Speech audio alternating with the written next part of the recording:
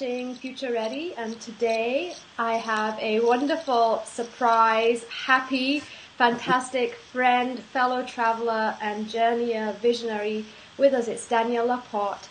I am over the moon to have her be with us today because here's a person who has delved, nourished, pulsed with the idea of our feelings and how valuable and important a resource they are for us. She has written the Desire Map, and it's this incredible movement that's happening all across the planet, from CEOs reading it and beginning to get their brains and their hearts moving in the right directions, to actors, to stay-at-home moms. It's fantastic. And so I have invited Danielle, who's a wonderful, lifelong friend, to come and talk to us about Future Ready and what kind of futures she envisions, what kind of desire we can pulse out there to the future and sing it into form. So welcome this morning, Danielle LaPorte, and thank you so much for doing this interview with me today. Hi, Navjeet Kandala. We go way back, and we have to introduce the puppy. This the is puppy's Christopher. Here. Yes. He's future ready all the time. But if I put him down, he's going to chew something. So that's where his focus is chewing life and finding life. So Danielle, let's go right into the conversation. Talk first about what you think of when we say future, because I know we've talked about this before, and I'd love to have a sense of what your relationship to it, because you worked in a think tank for many years where the future was the main conversation, how to be future ready in a way. So let's start with that conversation and see where you were, where you are, and what your vision is. Think tank that was all about future studies, looking at how trends were going to converge or collide, water wars, AIDS and immunization in Africa, weapons of mass destruction, and it was all totally depressing.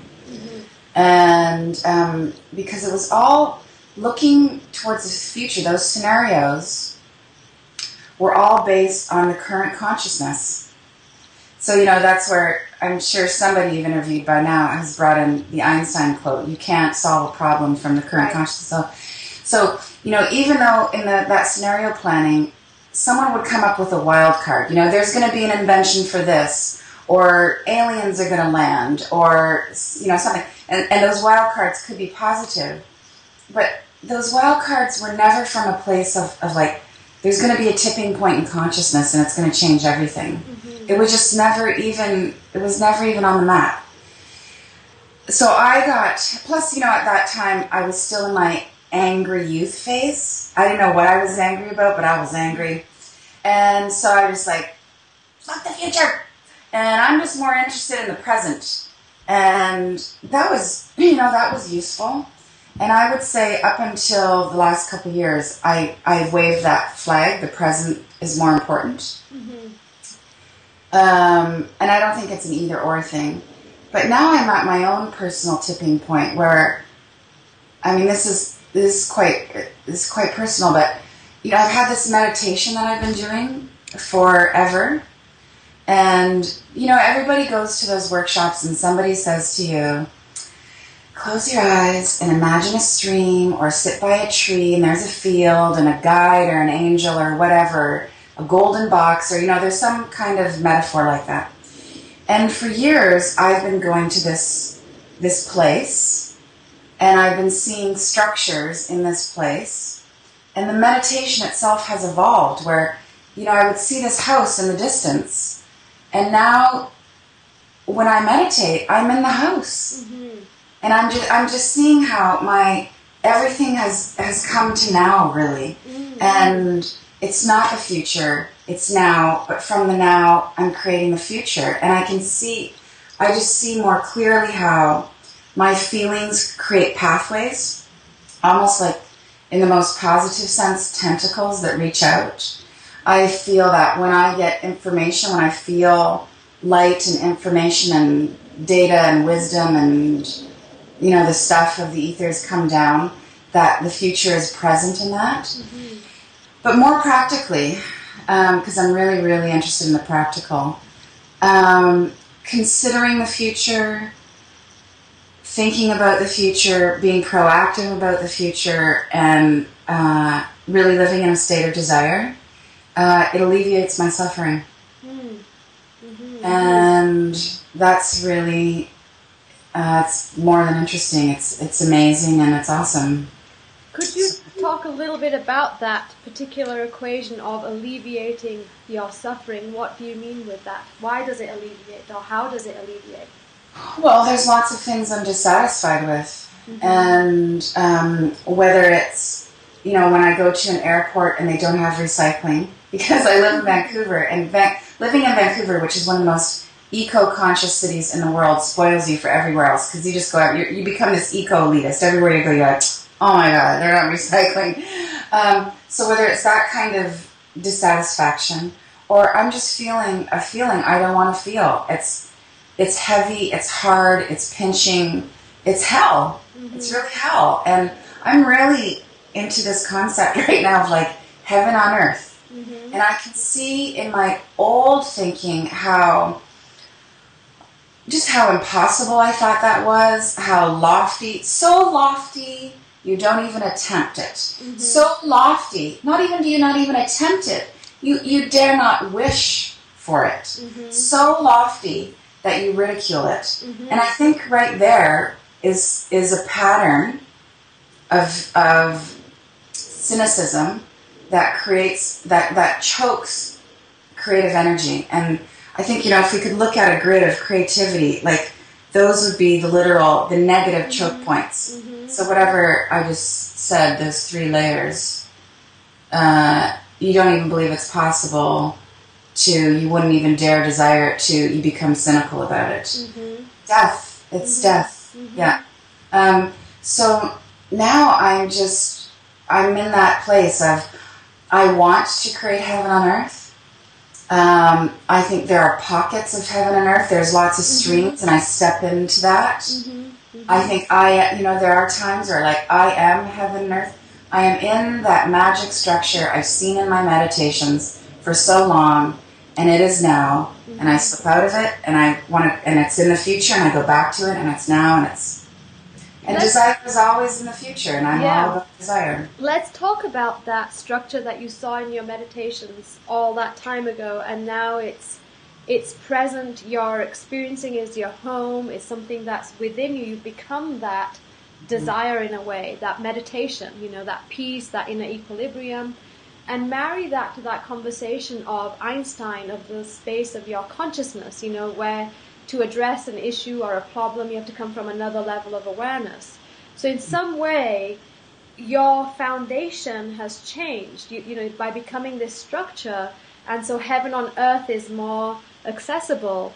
So what visioning, if we could just imagine from this structure that is yourself now, this different level of foundation, what can you see, what do you vision as something that is nourishing, and what I guess what I'm trying to kind of massage here is your sense of your desire for yourself? Is it bigger desire? Is it you and other? Is it you and humanity? How has that shift in the foundation changed the way that you desire and what you're going to draw to yourself? Beautiful divine irony. I am more self-centered and more global than ever. I love that. Right, so I'm just in a place of hey man, I'm gonna just live my life. Whatever works for you, works for you. I mean, it really I have so much less judgment. And all I can take care of is me. All I can take care, me and the puppy and my son and my beloved, and that's I got it covered. And then the next circle, my friends, people, it's so worthwhile doing this silly question, if you had endless, limitless money, what would you do? That's a really important question because it gets you firing in a different way. And I just always see like these radiant circles, you know, I'm just going to take care of everybody around me first, and then maybe, you know, and wow, I feel more connected. I really feel like the butterfly flapping her wings that can create a storm in Brazil, even though I'm here in my office in Vancouver. I feel like when I learn something, when I suffer, when I win, bliss, agony, all of it, I am making progress for all of us. Yeah. I feel like I'm putting it in escrow, like when you need the strength, when you need the insight from the lesson, I put it in the bucket because I went through it. Yeah. I could get choked. I get choked when I think about it. Like, I feel the suffering of people in a way I would, if you told me this is what it was going to be like when I got here, I would have taken the ignorance as bliss. I was going to say, yeah, enlightenment has its price, right? You're refined, but there's no filter, there's no barrier. Yeah. Everybody's in. Everybody is in. Oh, great. Thank you for bringing that up. So that was going to be one of my questions when I was preparing for this interview yesterday and today. I was thinking this kind of question came into my mind, which is that I find that each luminary, people who come into life, there's one thing, one big wave of information, consciousness that they really bang on about, as we say in England. They just bang on about it, whether it's this book or that book. And I was thinking about, you know, what do I, after I've said everything, all the posts I've written, all the consultations I've done with clients, what do I bang on about? What's my core message? What's my core belief? What's my core, you know, what would you say? What are you banging on about? You know, what's your thing that you really need to share with others, to communicate, to seed, pollinate? What is it? Want what you want. Want what you want. Mm-hmm. Yeah. So talk a bit more about that and how that translates within this future ready conversation, if you would. I want clean drinking water. I want an educational system that asks my son how he wants to feel. Mm-hmm. I want respect for women, for all humanity, but I think particularly if we change how we treat women and regard the divine feminine, it just changes the way culture is activated and all of that changes everything. And in there, I don't think you can talk about that without also having a desire for justice. Mm-hmm. There's a fierceness about that. I want an approach to healthcare where food is medicine, and what we consider medicine now is secondary. I want to have conversations. I want, you know, what you would call multi-dimensional conversations, where intuition is considered data. Mm-hmm. You know, it's like Troy in Star Trek. Mm-hmm. They had an intuitive on the deck. Yeah. And she had just as much merit as the robotic guy. Data, yeah. As data, right. I want all those things. And then there's really personal things I want. I want the partnership that I know I'm here for. I'm here for three main things. One is to self-express. Yes. The other is to be my son's mother. Yes. And the other is this partnership that I know is, I don't even believe in destiny, but there's something there for me that's around the beloved. And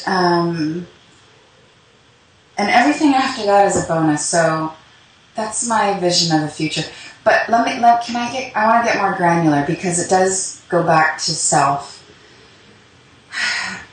I can't create my future from a place of lack or from anger, mm-hmm. or even from dissatisfaction. Mm-hmm. So like satisfaction has to be the first layer of the rock where you go, oh, I don't like this. Mm-hmm. I don't like this. I don't like this system. I don't like this feeling, whatever that is, personal, cultural. And then you have to get underneath that dissatisfaction and say, well, what is it that I want?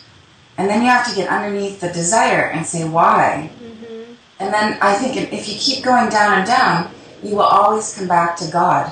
Mm-hmm. You will always come back to light, because this is what truth is. Truth is about unity. Yeah. Truth is about clean drinking water. Truth is about being free to self-express. Yeah, and everything that's not truth is hell. Mm-hmm, mm-hmm. Do you think that there is it utopian to think that we want to have clean drinking water, we want balance, we want harmony? Do you think that's too much out there, too woo-woo, or do you think that there are too many people wanting destruction and turbulence? Like, is it a true desire to want that, and is it realistic to want to have those things? Well, bag realism, right, and creativity. No, the answer is no. And I think there's always going to be opposition. Mm-hmm. We learn through contrast. There's the dark and the light, the yin and the yang. So, we're going to hit the next level of light. Say, we get to all these ideals that I've just listed, which we will. And there's going to be something else, and there's going to be an alien nation to go with. Or there's going to be further misuse of telepathic technologies. Mm-hmm. There'll always be something to fight against, which is how you evolve. Right. Yeah. I like to think of it as transformation and refinement. Like, I think that we're going to go through stages and stages of refining, and I think that we have a future memory of those experiences, and that's why there's a yearning of wanting those balances, or wanting those abilities to telepathically communicate, or teleport, or be able to manifest, through have wings and so on. And so in your imagination, let's say, is there a land of milk and honey? Like, because I want, one of the things I'm really curious about is, what are the golden, we are in the Kal Yuga, which is the dark age, which is the iron age, which is the age of forces against each other. And then according to the Hindu tradition, there's the South Yuga, which is the golden age, the age of truth, talking about truth, coming to that refinement. So what does truth look like for you, that truth, that golden age? And that's part of the question. And the other part has to do with the idea of the goddess, and the way that when we look at the imagery depicting the Hindu gods, there's various very particular colors and vibrations involved. And according to the Hindu, that's the representation of the golden age, where truth, music, light is in abundance.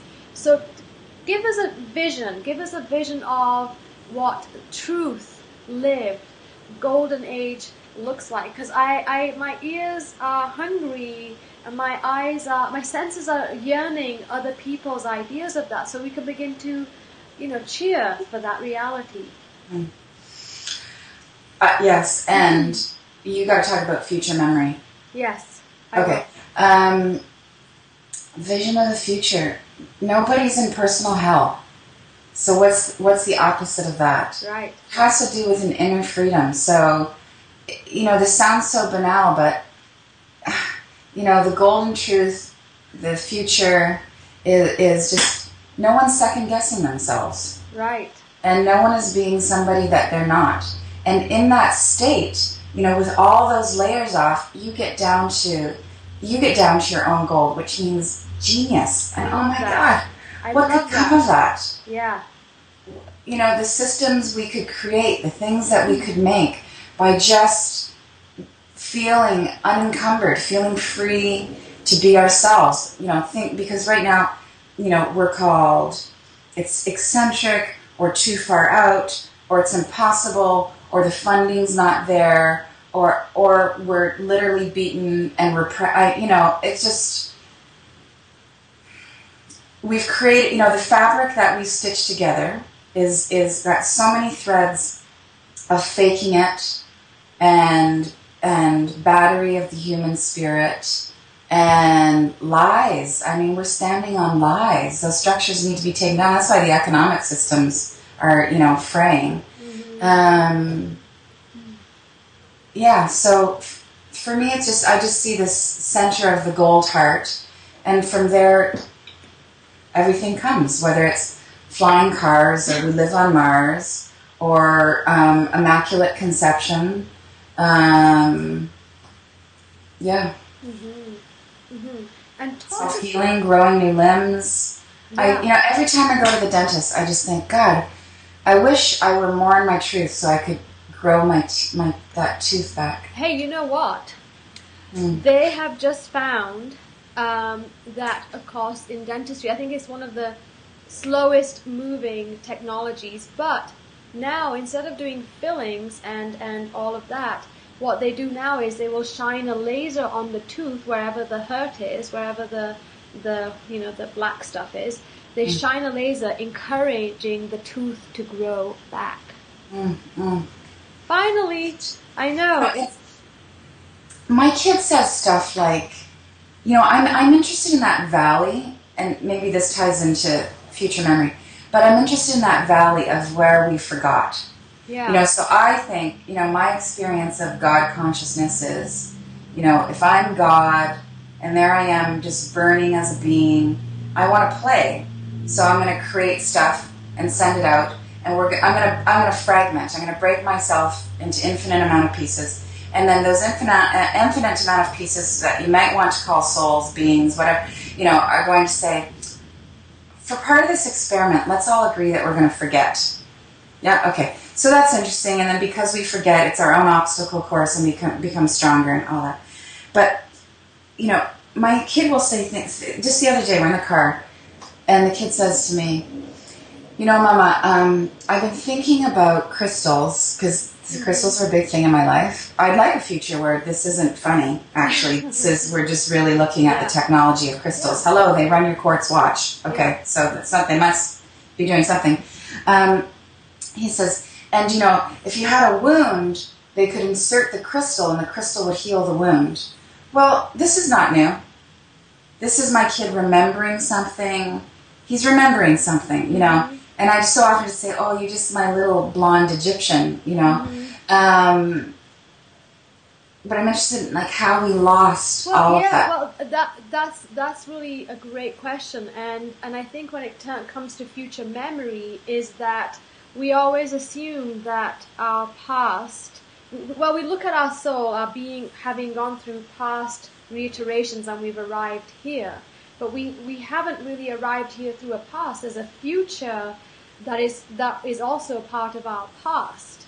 A future where there's technology and advancement, and so we've experienced the great golden age.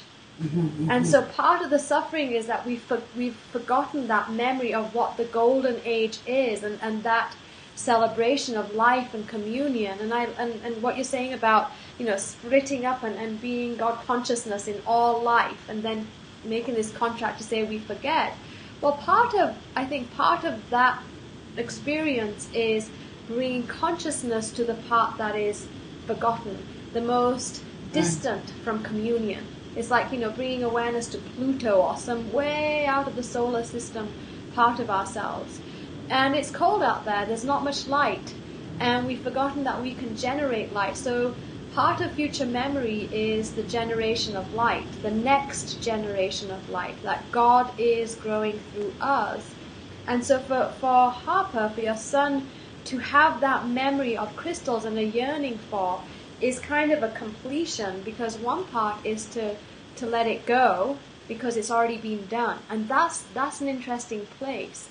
We yearn for experiences, and we say, that's what I want, because there's a memory of that experience. And so we start moving towards that, and when we get there, it's not quite what we thought it was going to be. And so sometimes it's really good to let go of what we call perfection in a way, because it's an experience. And so the now, so we come back to the now. What is it now? I as God, I as creator, with this broken down, fragmenting, with digital lost world, What do I want to do here? What do I want to do here? And like you said, you're flapping your butterfly wings and you're doing it. You're radiating in this mix of reality, future, past. And we're weaving something very interesting. We're weaving something very interesting. And I think that with the memory loss, it's up to kind of us to really open up the lens and say that there's nothing missing here. And, I asked God. Yeah. And I got to unload the dishwasher. Yeah. And I got to pick my kid up from camp. Yeah. And pay my mortgage. And, how many, I remember sitting with you, you were in your college, your school dorm. And I wrote about this in an article, actually. I think we were doing henna and listening to Jim Morrison and Nag Champa was burning. But just, I told you, I don't want to come back. I'm done with this whole human trip. I'm not reincarnating. I want to go on to the next experience. And that is not the place from which you create the future. Yeah. Because and now I'm just I don't want to be anywhere else. Yeah.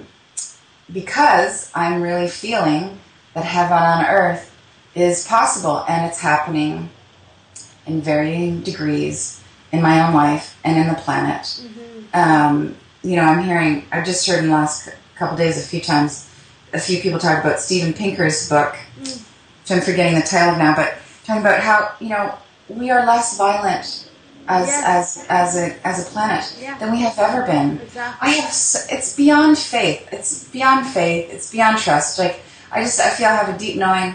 We got the technology. We have the inner technology. We have the outer technology. We're going to clean shit up. And yes, there's risk for lots of disasters, but I think it's always up. We're only moving forward. And if anything's possible, if you can just be in the state of anything's possible, let me just say, if you can't be in possibility thinking, you are in hell. If anything's possible, then the future already exists. Yeah. And we are just really just plucking time travelers. That way. Yeah, we can time travel. And also that it's the way that I sometimes think of this, the catastrophes and disasters as digital loss. That part of the frame hasn't quite come in. When you're recording a movie and it's pixelated on the edge. Yeah, exactly. It's just digital loss. And it will come back. You can render it.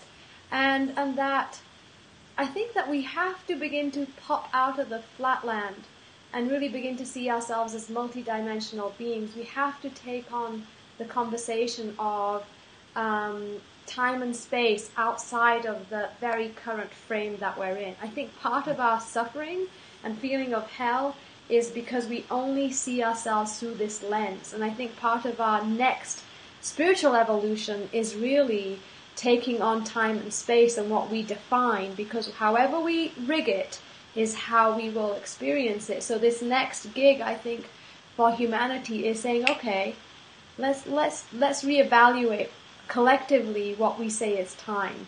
And I'm sure you've been finding this with doing the desire map, is that you're really helping people come back into their own rhythm, their own sense of space and spaciousness and emotional freedom. And when you get there, when you get back into your own rhythm, which I would say is you get back into your own truth, time doesn't matter as much. Exactly. And, I was in a marriage for 14 years. And now that I'm back to my golden truth, I don't regret 14 years. I mean, I certainly, part of the healing and the getting out is you go, 14 years of my life, and I gave you the best, and, my boobs used to be here, and now they're kind of here, and now what, right? But no, I'm here now, and the future looks brighter when you're here. Yeah, exactly. That's the divine irony, right? So, there's something it'd be so, I'm going to write about this, but that conversation of we need to come up with a term for this, naive presence. It's the naivete of the new age, of there is only now. No, there is not only the now. I have a past, Yeah. and it has informed and shaped who I am. Right. And I can be conscious about the form and shape I take because of my past. Right. But it happened. Right. And the future is going to happen. Right. There isn't only the now. Right. And I'm hooked. I'm positively addicted. That's actually a psychological term. I am positively addicted to creating and being in a constant state of desire. Mm-hmm. So the future matters. Mm-hmm. But desire with gratitude. If you don't have desire with gratitude, you're hooped, you're empty. You just become one of those intellectual, wanky people who works at a think tank. So what would you say, so as in terms of practical tools and processes, how would you help people to, or recommend practices that people can really use to not be naively present, not to be naively desiring? How can they anchor into that? I know you talked about, the different layers of the dissatisfaction and so on. Could you kind of reiterate some of that so we can really... Yeah. Desire, feeling. It's walking into a room and going, something's not quite right here. Mm-hmm. And then you choose from that awareness. It's not about being judgmental. It's certainly not about being cynical. It's just going, oh, yeah. It's so great to have eyes. It's so great to sense everything. I could make this better. I could turn the heat up. I could be myself when I walk into the room. Mm-hmm. I could say, unacceptable, I'm out of here. Mm-hmm. Something not quite right, Like, I love seeing people have the awareness of, I don't like how I'm being treated. Mm-hmm. Oh, and then, again, that you can do that from a place of non-judgment, where you go, this could be I don't like the way I'm being treated because I've got this hang-up. Mm-hmm. And I need to just put the hang-up down, and then I can be in this love space. Or this isn't wrong, and we need some justice. So, just, your feelings matter. That's what I want to say. Your feelings matter. Mm-hmm. They are the GPS, right? Soul. They are how you create the future. Your feelings matter, and we are from infancy, from pre-infancy, from in the womb, from beyond that. We have a lineage of being talked out of. Being demonized for our senses, for what we feel. Mm-hmm. They matter. Mm-hmm. Right. So stop numbing out. And part of the waking up, this is the tough love. Look, there are substances in this human love. There are everyday substances that keep you asleep. Whether it's sugar or too much TV or too much of anything will numb you out. And you need to be awake enough to say, I want to be awake enough to, it's not about suffering, but to make choices that are about just clearing the space, just keeping it fresh, just wiping your lens, just, purging psychically, purging physically, so that you can feel your feelings and make everything better. Mm-hmm. Mm-hmm. And what would you say to people who they think they have feelings, but it's intellectualized feelings? Yeah. Oh God, they're exhausting. They're so exhausting. I just, I run in. Yes, I'm just like, oh, I just really say a prayer. I'm just like, they'll come round. You have to just love them up. You have to be like extra playful. Yeah. You have to poke those people. You have to be like, oh, I got you here and I got you there. And I find that personality type really demanding. It really calls in my unconditional love. You especially see it in this community of the intellectuals talking about consciousness. Yes. Yeah. Oh, they get me. And that goes to our beloved, we love Ken Wilber. Love Ken. We love Ken Wilber. We've had a romance love affair in our conversations with Ken, and neither one of us has met him yet. But one of the conversations I always feel I would have with him, or would want to just tickle him, or just say, let's just goof around. Because he is so intellectually clear and pristine, and he has to bang on about it, right? Yeah. Through his channel.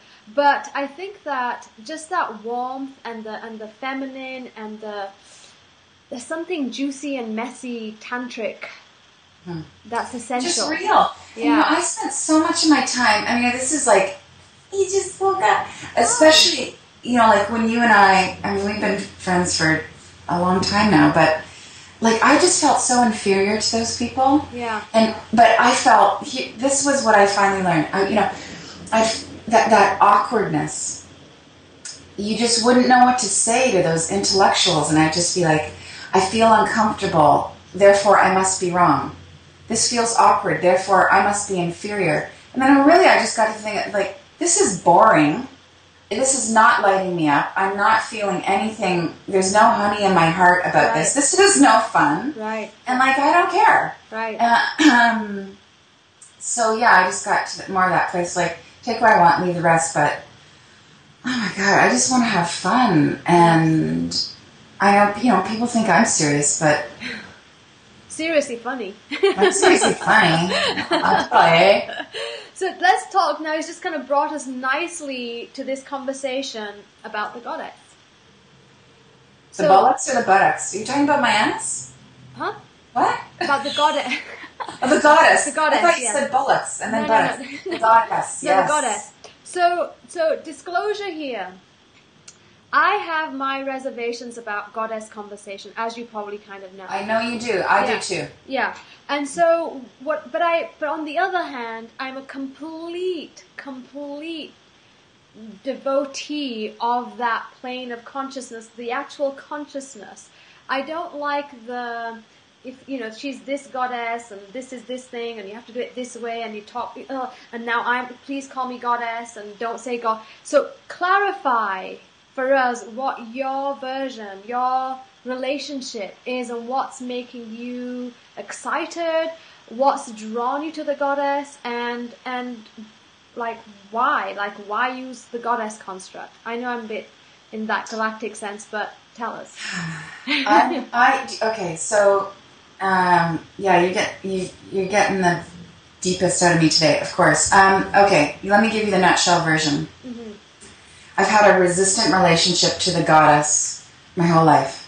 I'm 45 now. Yes. Just had a birthday.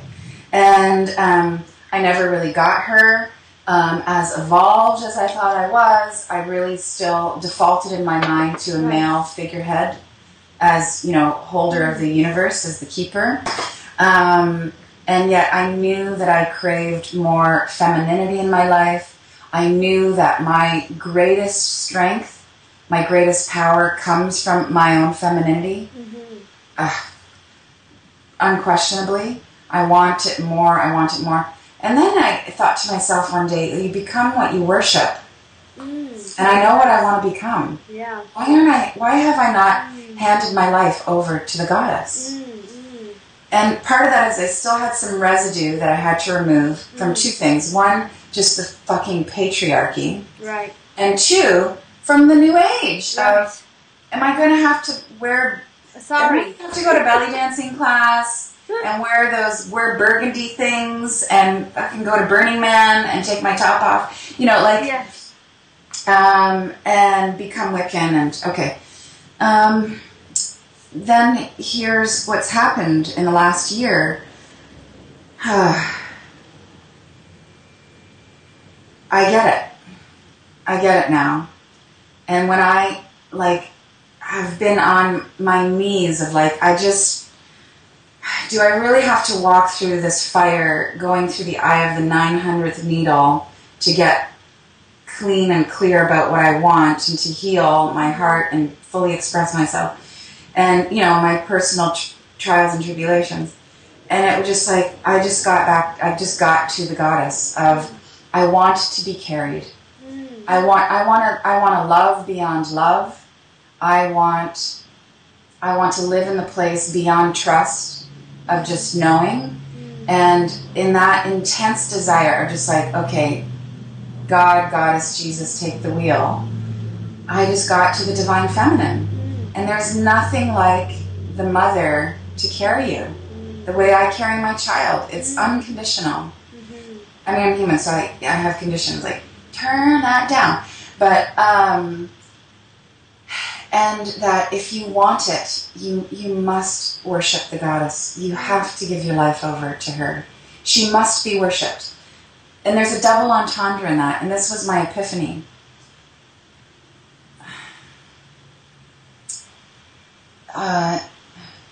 It's hard to put into words, you know, but the goddess must be worshipped. There's the only one way. There's only one way. There's only one way at the end of it all.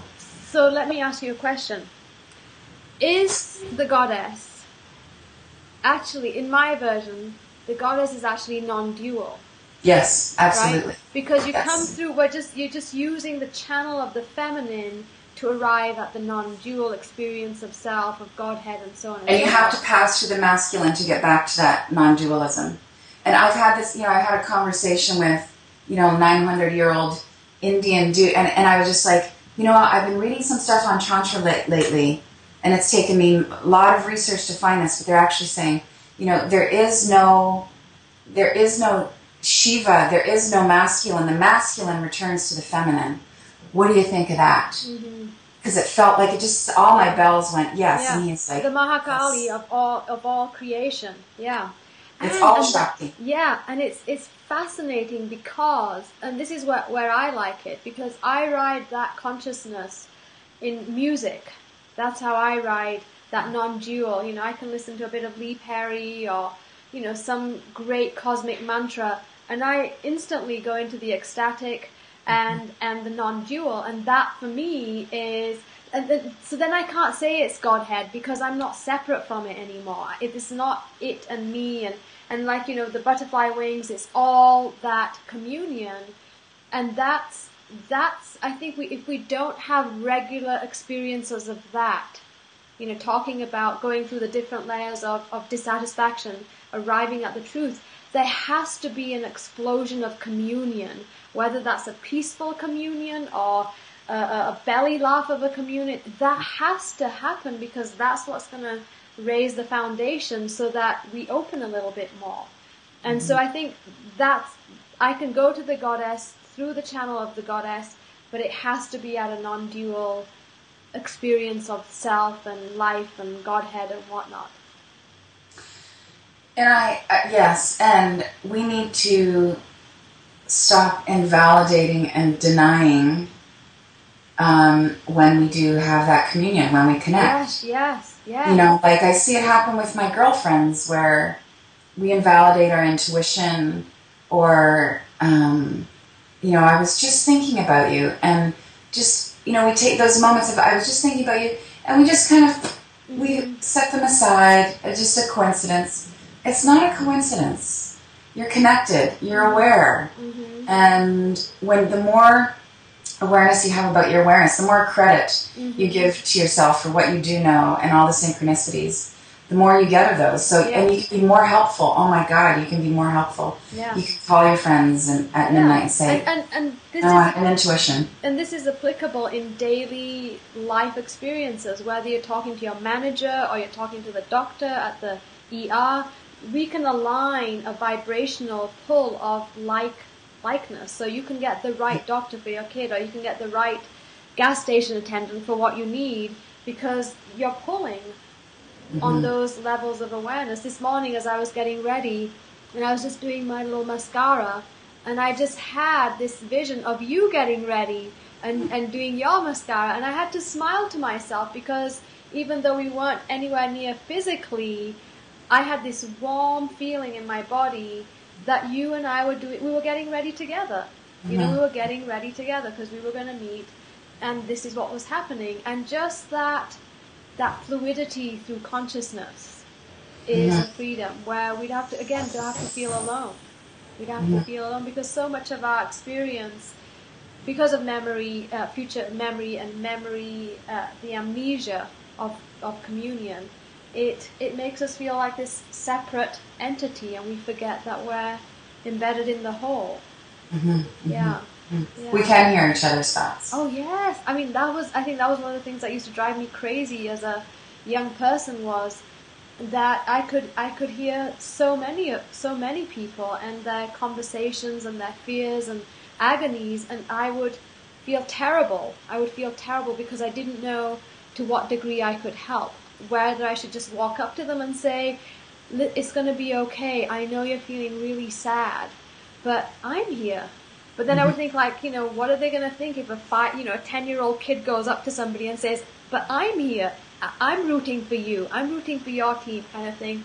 And I think that that's one of the things that we can teach our children, surely, is that they are perceptive and that they have future technology, not future that direction, but multidimensional, holographic awareness. And that's one of the things that I'm really excited about, finding ways to keep that alive with the young in our homes and our families, and also the elderly. They're another great resource. Talk about mining doing an archaeological dig. Imagine if we could go to the elderly, all those homes, and we could bring this spark of light and say that they're of value. That's just like all these hard drives waiting to be accessed and utilized. It's fascinating. Because think about all that memory, all those, it's just all that emotional juice waiting to be recycled. And we lock them away. Yeah. Yeah. Wow. Danielle, last words. Give us a Oh, I know. We're so lucky to have you here today with us. So I would love for you. Remember when we did this interview when I was going to have you... I don't think we actually did it. I can't remember exactly. Remember I was going to have you do a Shaktipat? Remember that video series I was going to do? I didn't even know what Shaktipat was.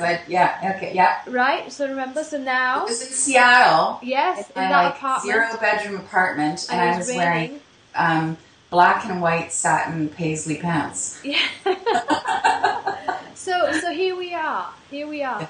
So please, give us a true Shaktipat, a true transmission of your want what you want, all of it, as deeply, as widely, as radiantly as you dare, and we will prepare ourselves to receive it. So tell us what we need to do. Okay, no pressure. We can always this is more intense than like live television with Charlie Rose.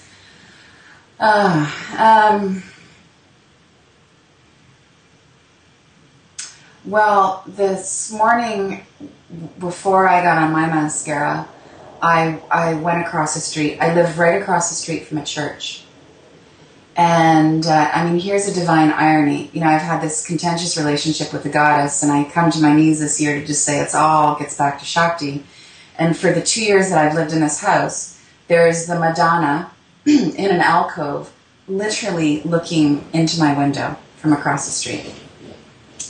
And I took the puppy across there, and I still feel like I don't have the right to be there. It's a Hungarian Catholic church, But now I just kind of march in and say, I'm here to see Mary. And and every time I go up to her, I close my eyes and I just feel this, I get this kind of whomp. And I've been practicing it elsewhere. Like, does this happen anywhere else? And no, it's just really with her. And the message she gave me this morning was, wander into your future. Don't wander into it. Wonder into it. And so here's everything I know about Shakti in the future. I'll lean on Mother Mary to say, wander into your future. A strong mind always faces forward, and a strong heart always chooses to open. Always. It doesn't mean, sometimes you can be static, but don't close. If you just have to be still, you can be still. But if you can choose to be open, choose to be open. Want what you want with all of your heart, and go on. People talk about a rampage of gratitude. I'm right now into these rampages of beauty. And it goes like this. I breathe, and therefore I am beautiful. I have eyelashes, I have fur, I have a past, I have ideas, I have given birth. I eat food every day, therefore I am beautiful. I pray, I have fears, I am messy, I am evil, I am dark, I am manipulative, and therefore I am beautiful. I am pure, I sanction myself, I have walked bare feet on grass, I drink water, I have skin, I have bones, there is a color to my eyes.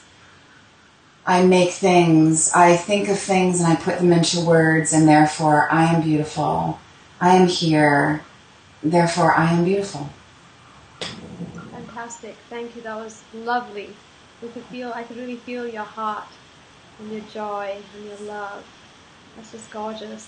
Well, I want to thank you so much for giving us this lovely time and a lovely journey into consciousness and fun and play and Christopher Starbeam.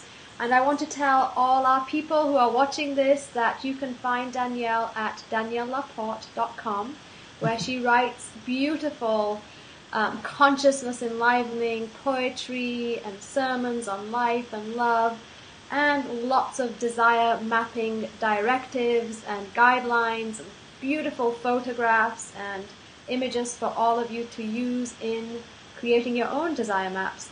Danielle, thank you so much, and I will see you soon. I'll see you soon. I love you. You're amazing. Thank you. You're a star. Thank you. Bye.